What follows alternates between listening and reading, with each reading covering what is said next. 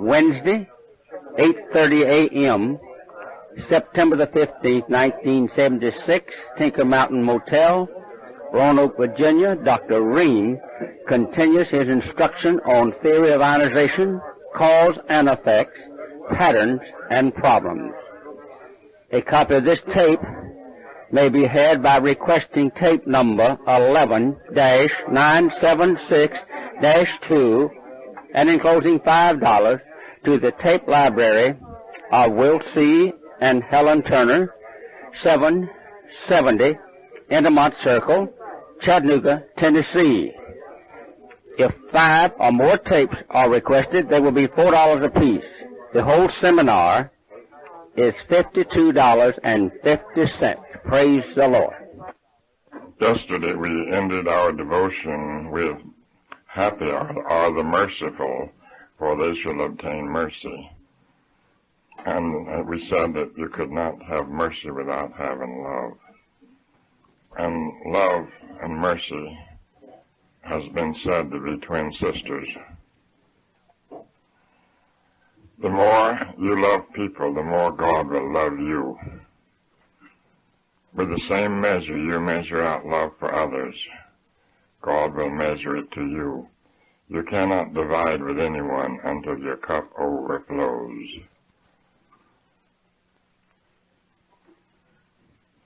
Blessed are the peacemakers, for they shall be called the children of God. Peacemakers. It's wonderful to be a part of the answer instead of a part of the problem.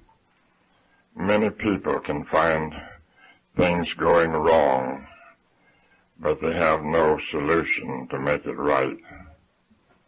It's so easy to criticize, but it's very difficult to find a better way of doing things.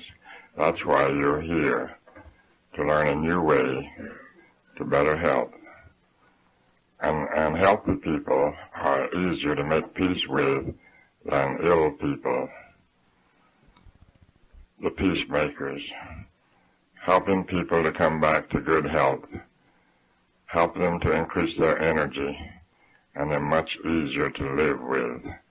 The peacemakers. You cannot be a peacemaker and think evil of your fellow man. It is absolutely impossible. By our words, we are exonerated, or by our words, we are condemned. Every word you speak puts you on trial before your fellow man. Some are smart enough to evaluate your fruits by your words. Some have instinct enough, and some are so close in touch with the Holy Spirit that it reveals what you are by your words. If you are tearing someone down all the time to your fellow man, any wise man or wise woman will not talk before you, because they know that anything that they say will be misunderstood, twisted, and you will say the same unkind things about them. But when you hear people talking about you, or words are brought to you about what someone said, put them on top of your prayer list, and thank God that while they were talking about you, they were letting somebody else rest. Because you are big enough to take it, and the poor soul that they might be talking about might be mortally wounded. So, learn to appreciate people's opinions without letting your ego be scarred or marred or damaged. Grow up. Grow up and enjoy life. You do not have to struggle with anyone. All you have to do is so live that the Holy Spirit will not be taken from you. Fear no man, but fear making a mistake, so that the Holy Spirit will be removed you. This is what it means to be a peacemaker. Say no word about anyone unless they're on your payroll that you would not like said about yourself. If they're on your payroll, you have a right to correct them, to guide them, or to talk with their bosses about how to help them improve or how to help them continue doing as well. Now, some people you can't improve. I mean, you can't do what you will, and they will not grow up. They will not budge. They will not improve. And sometimes the finest way in the world to help a person is to dismiss them from your employment. As I saw a cartoon, this man was showing the new employee about the new office he was to have, and he says, on a clear day, if you look out this window, you can see the unemployment office.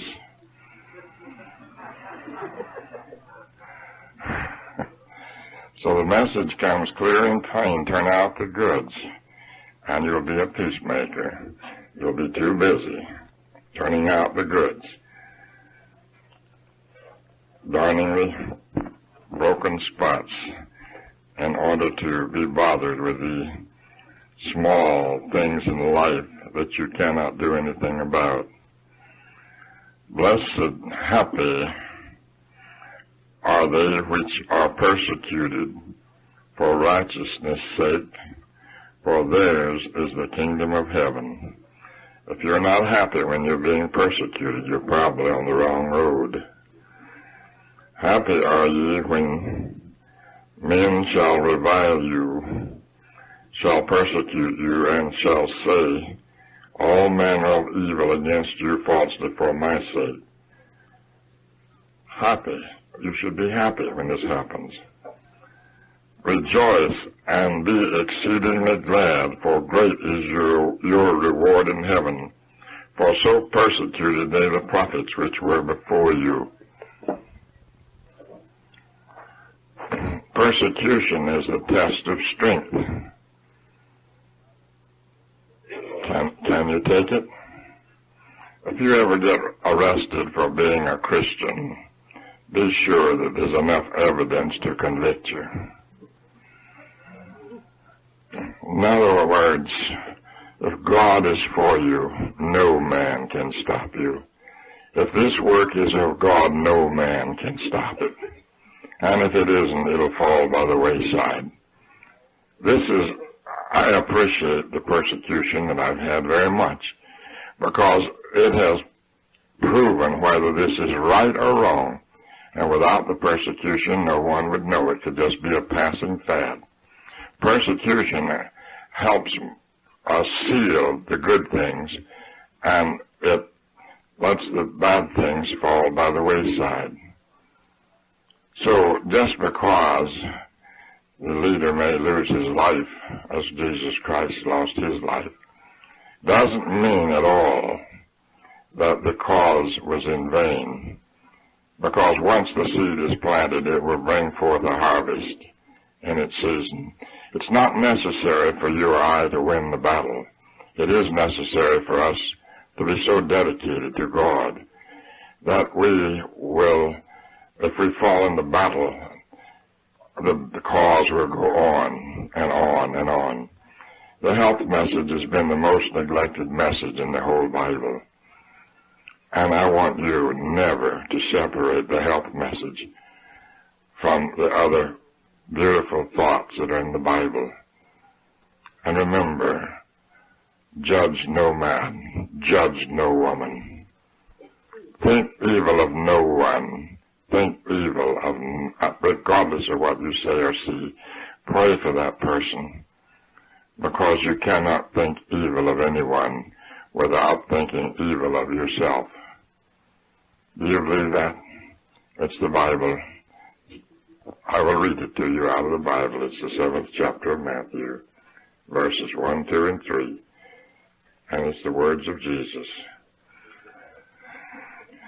Judge not, that ye be not judged, for with what judgment Ye judge, ye shall be judged. And with what measure you meet, it shall be measured unto you. And why beholdest thou the mote that is in thy brother's eye, but contendest not the beam that is in thine own eye? In other words, you cannot see an error in someone else unless you possess it, is what Jesus said. When I read those words, from that day to this, I have refused to see anything bad in anyone. I just love them all and pray for them.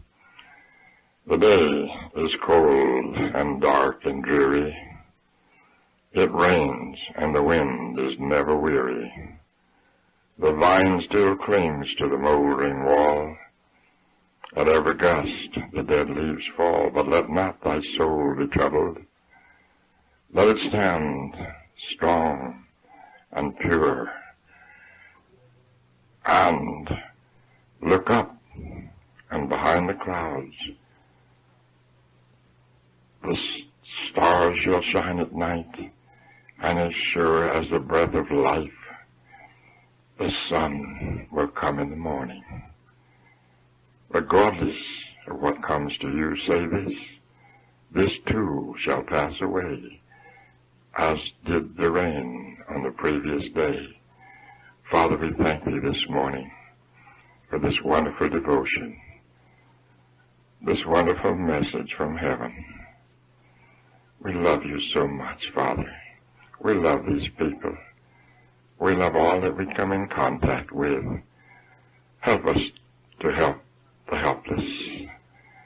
Help us to help the downtrodden, the poor, the weak. Help us to lift them up. And Father, just give us the strength for the day. Give us the patience we need. Give us the still quietness that we need between moments, that we can have thy wisdom to handle the problems that will be handed to us each day.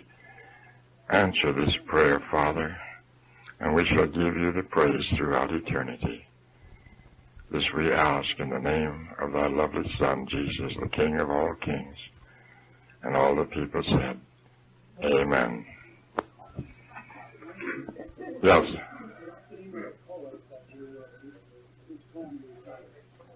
What's that? Eugene Fields, wasn't it? I don't remember. It just comes to my memory. I memorized it when I was a boy. It just happened to come into my memory now. However, the last stanza was my own. It wasn't. I believe Eugene Fields, was the one that wrote it. I wouldn't be sure at all. It's a beautiful poem. You should get it and memorize it. I'm sorry I didn't remember the other two stanzas.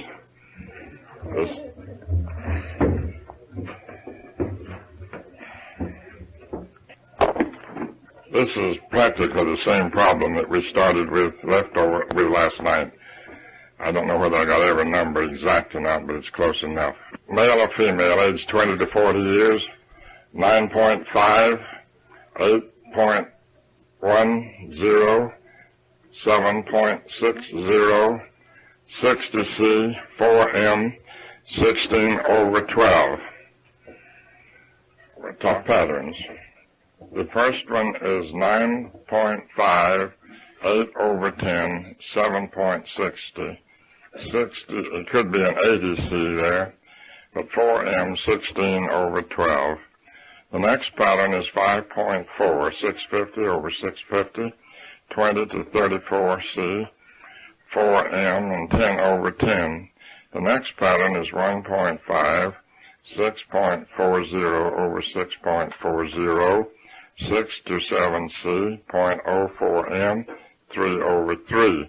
The next pattern is 1.4, 6.30/6.30, 5C, 4M, and 2/3. The next pattern is 0.9, 4.80/4.80, 0C, 4M, and 1/0. Now, these are the 5 patterns.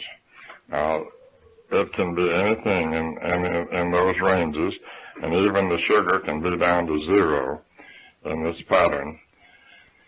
There's no way to make these patterns exact. No way at all. But in this first range, there's 130 digits. And in the next one, there's many digits. I counted them up one time. But the total number of digits in these 5 patterns is 2,600 differentials. So each digit can create a score or more of digits. So, or score more differentials. So these are the 5 patterns in the 5 different ranges. However, you may find many of them, many of the readings you will find that you may have one number in the top range and the next number in the bottom range, the next number in the top range, and so forth, seesawing all over the place. So this is what makes this course not simple, is because most any person's body chemistry could be in all 5 ranges. And any time, this is the reason why, that if one number is not perfect, no number can be perfect. Unless all numbers are perfect, no number is perfect. So these are the 5 ranges in which we are dealing. And as you work with these ranges, you will find that the variables are any differential from perfect, either above it or below it, either below perfect or above perfect. In other words, if the numbers move away from perfect, either above it or below it, the person is losing energy. This we demonstrated by subtracting in the first class the perfect from the imperfect. Now, one of the first things that you need to do from here on, when you first see the equation of any new number, is to, in your mind, think of perfect. What is perfect, and how far from perfect are they? And then what steps should I take to bring them back to perfect? This is the whole problem, is what must be done to bring them back to perfect. I wish the people would not require you to tell them, or I to tell them what was wrong. That doesn't help the situation at all. If you just give them the diet to bring their food, back their body chemistry, back to perfect, it will take care of the situation if their body responds. If it doesn't respond, then there's no use to continue with diet. But people have had and been trained to have their maladies named. And there are what we call the doctor hoppers that is trying to find a doctor who will find a malady in them that's never been found in anybody else before. Some doctors accommodate these people, but naming a disease doesn't cure it. It does not get it well.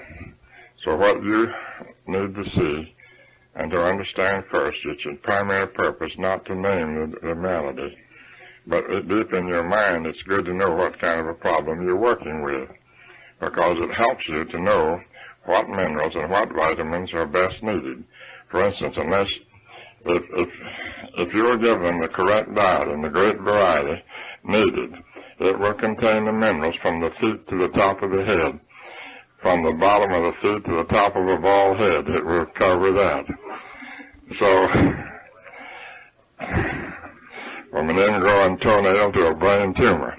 So if you will give them the great variety of foods, you will be on the right track. And whether you name the malady or not, it doesn't make any difference.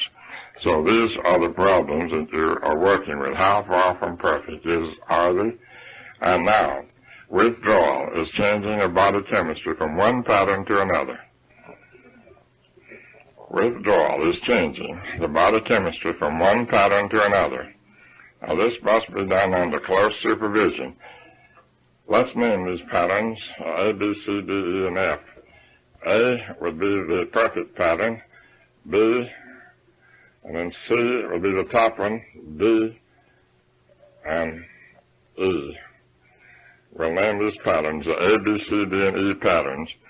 Now, the A pattern is the perfect pattern, and it's your idea is to bring them back to the perfect A pattern. This is the goal. Now, you will find people whose body chemistry is such that any food you give them will be against one of the maladies that they have. In other words, the food for one will be the very opposite from what another person should have.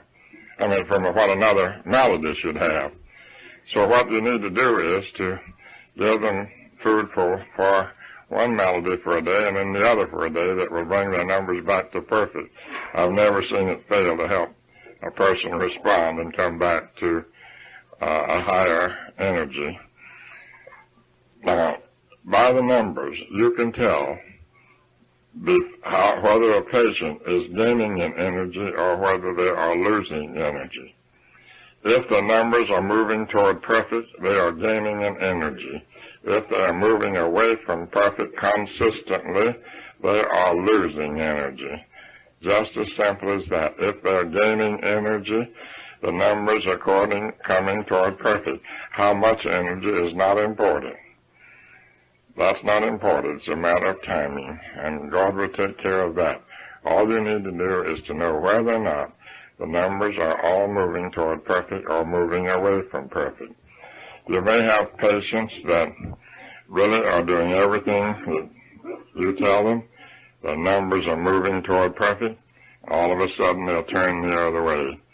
And do what you will, they'll still be moving farther away from perfect. If that be the case, you're losing a patient.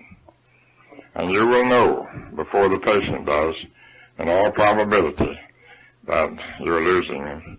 You will also know that the patient's getting well long before the patient knows it, in most cases, if their energy is low enough.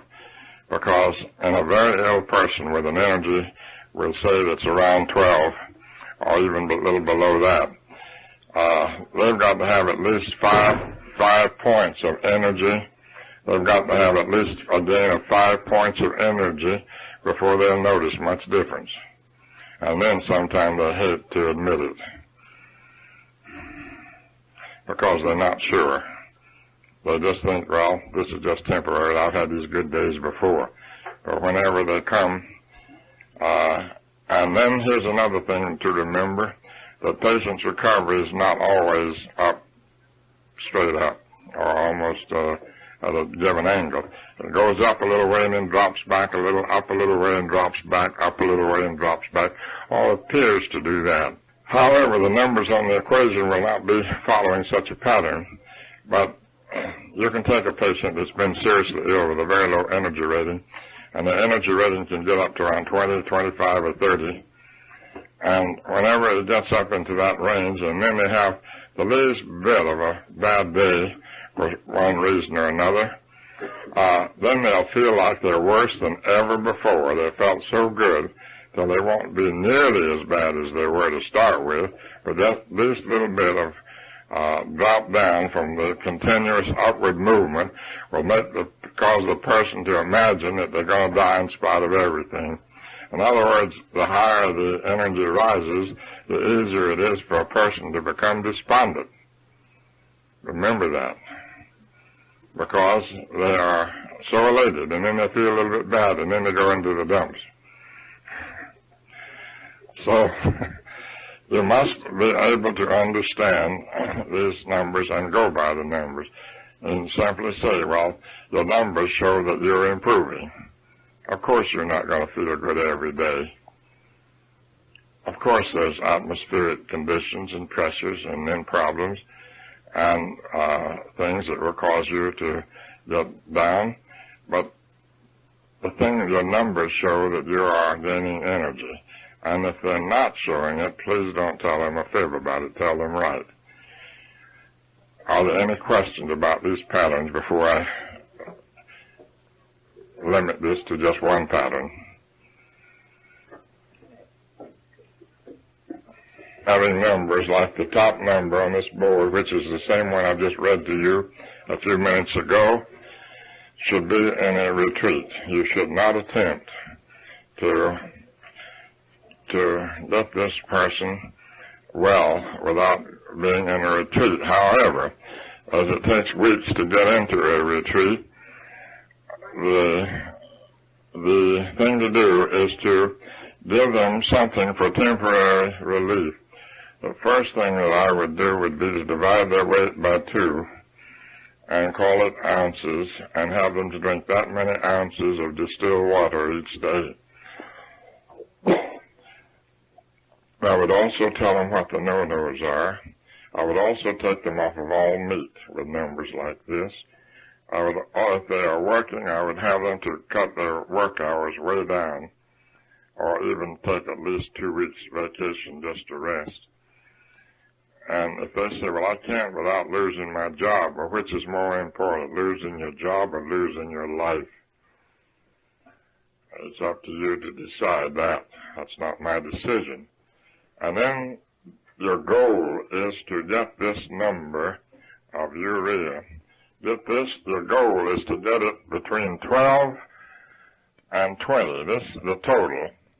Get your total of the urea between 12 and 20 is the goal. And the next goal is to get this number somewhere between 550 and 7. This is the goal that you're working on until they can get in a retreat. They also should have some colonics and try to get this number down somewhere around 680 or to 7. You won't have much control over the bottom number, but you also, your goal to get this number below 35, say 34 minus, below 34, or minus 34, somewhere below 34.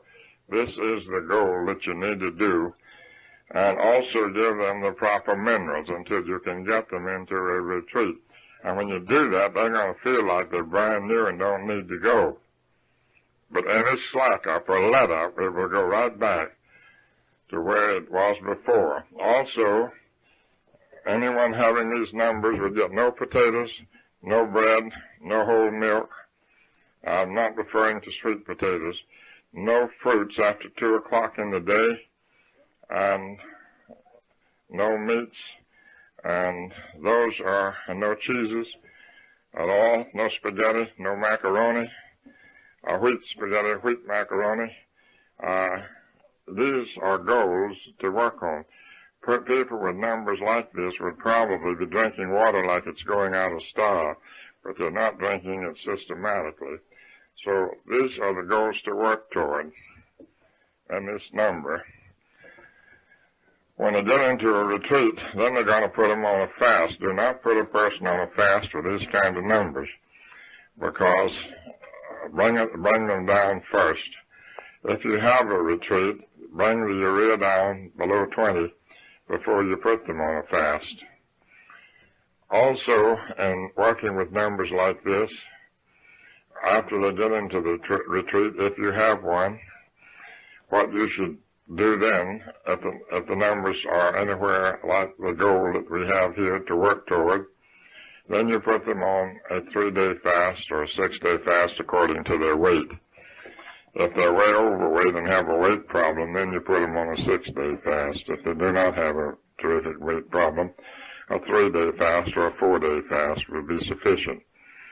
Then you put them on the light diet. But the question is there any way to do this at home and go through it slowly? There's no way to go through the zone of misery from 2 to 550 gently. There's no gentle way to go through that zone of misery. That's called the zone of misery. 2 to 550 is called the zone of misery, and you need to bring them through that zone quickly, or they just cannot take it to stay in that zone day in and day out, week in and week out. Anytime you have a patient come in, that you put on the diet to do at home and find that their body chemistry is between 2 and 550, they're grouchy, and except by the grace of God, and also they don't feel so hot that day, and don't feel so good that day, and they're a little easier to be upset with. So watch your words real closely when their sugar reading is between 2 and 550. Well, if the calcium is low, yes. If the calcium is low, it could be called the zone of tears. Never get excited, or I don't even feel sorry for anyone that weeps at all. I may feel sorry for the cause that caused them to weep, but not the weeping, because crying is the cheapest nerve medicine in the whole wide world.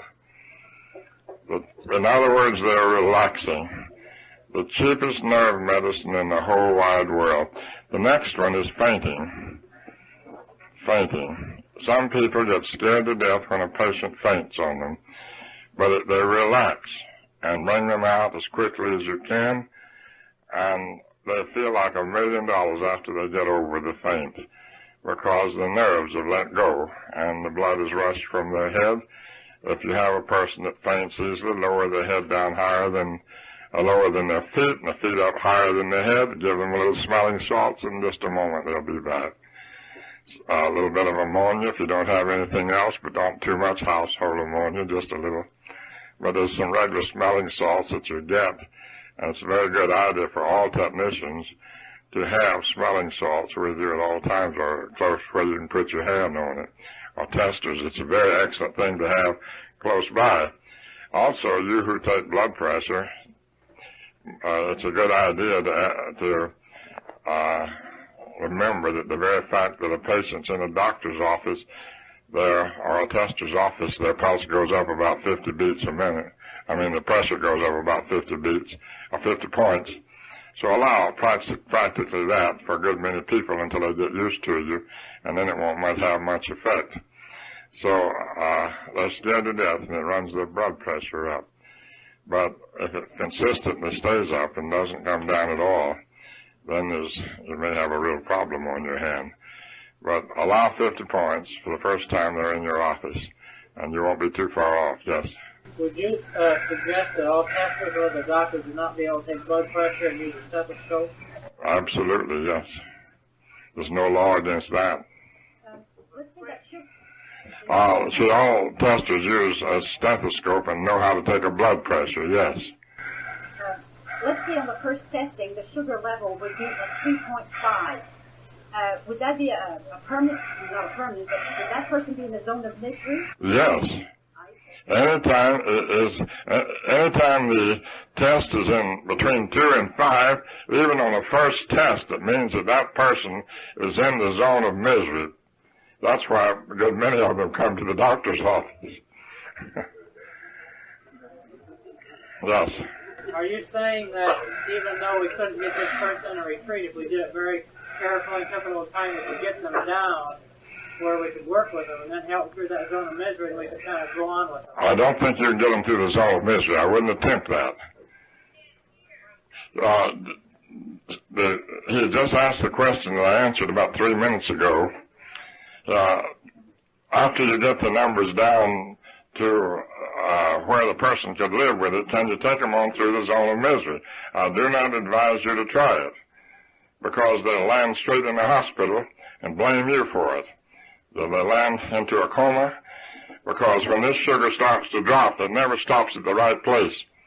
It generally goes to almost zero, and they go into a coma. They could go into a coma during their sleep, even in the daytime. A lot of people take a nap in the daytime. The sugar has a habit of dropping when people are asleep in the daytime. And it's a good idea to wake them up every 30 minutes for their water and a lemonade, so that you'll know that they'll get their sugar and get to keep their body working. So even a child is going through withdrawal. Mother says, should I wake him up? He's asleep. Sure, wake him up. You don't want the chemistry to go too low and the sugar's up. The very fact that you wake them up starts the adrenaline gland, excites them, and puts them back into motion again. So there's quite a lot to consider when you have a retreat. And there is a rare person whose sugar will go down through the night as well as through the day. They'll go into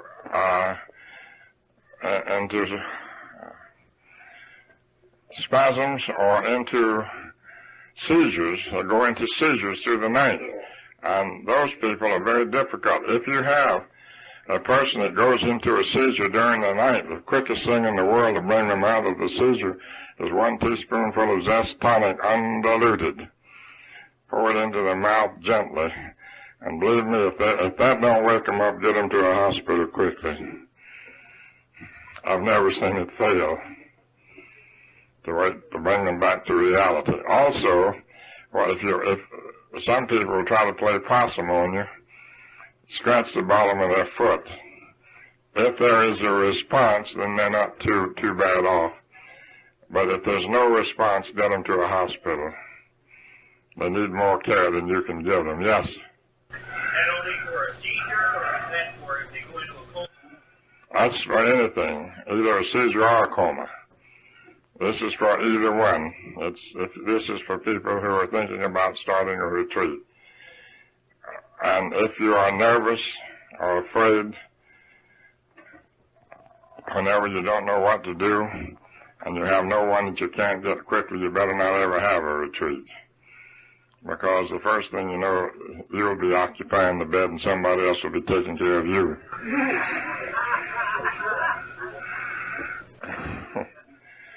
It takes a lot of old-fashioned guts to do a lot of this work. And I don't know any other word to say, but fortitude. It takes a lot of it. And you doctors know what I'm saying, but you who are testers, you don't know. In fact, I've got one tester now that just threw up her hands, and she said, I was just doing so well until 2 patients come in the same day nearly dead, and they scared me to death. She said, I'm not doing any more testing for a while till I get my nerve back.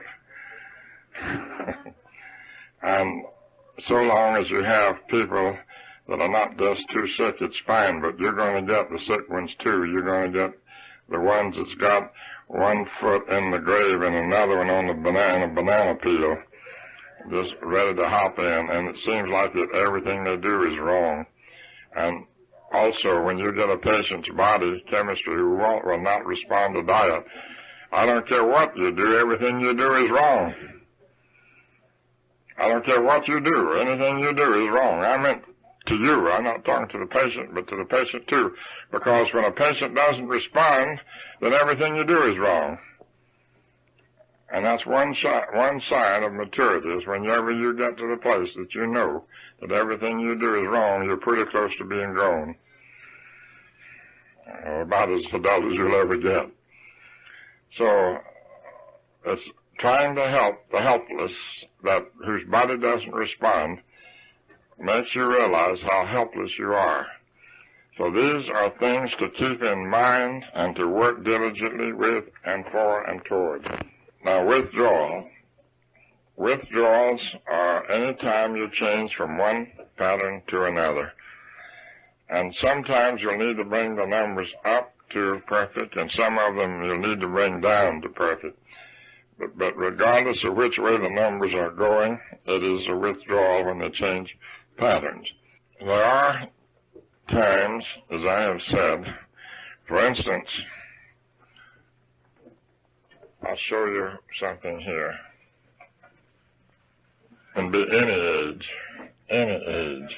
Suppose that you ran a test and you found at 1.5 and 8/10 over 7/66 to see 4M and 16 over 12. There you've got a real problem on your hand. You've got a high salt, you've got a high urea, and a low blood sugar. And you've also got a colon that is plugged up, food digesting too slow, a liver malfunctioning, and you have a real problem on your hand.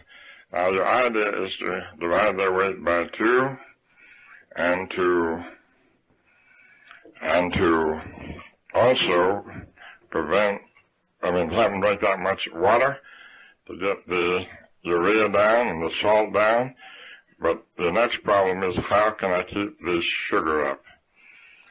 First thing is to put a different sweetener in the lemonade. They should be tested every hour on numbers like this. This is not a type of a case to be handled at home. It's something that should be in a retreat where they can be tested every hour in order to keep that sugar content up. If the person is overweight, kind of fat, it's very easy. But if they're skinny, it's very difficult, very difficult. And the thing that's good to bring the urea and salt down is bad for the carbohydrates.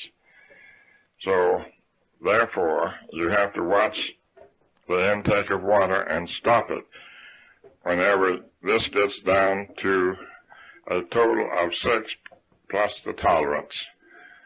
6. Yes. This includes the tolerance.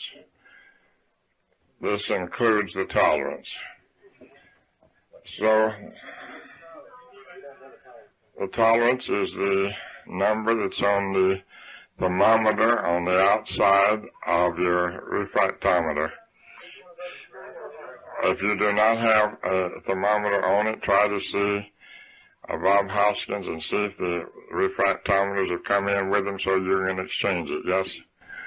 Doctor, in the beginning, when on the distilled water, bring down the salt and bring down the urea, and you're monitoring the sugar with a refractometer hourly, how do you bring that up if you're just using water and you're not using lemon to sweeten?